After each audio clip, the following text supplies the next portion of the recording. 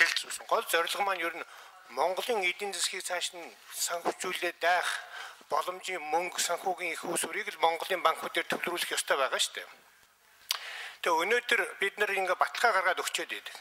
Тэгтэл арилжааны банкудаас Монголын энэ бизнесийг санхүүжүүлэх хүү маань айгүй өндөрт байгаад байна.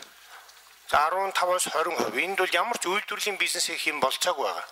Тэгэхээр энэ даатгал гаргаж байгаагаа ашиглаад төр арилжааны банкудаас өөдөөс нь бас юм хүсэх хэрэгтэй юм шиг байна.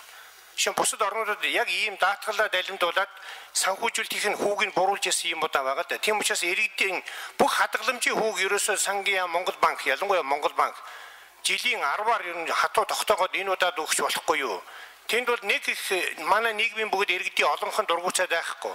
Том хадгаламжтай иргэд маш зөөхөн байгаа. Сая түрүүн тэр тоон дээр шилжсэн 5% нь л их том хадгаламжтай хадгаламж эзэмшигч байдаг шүү дээ.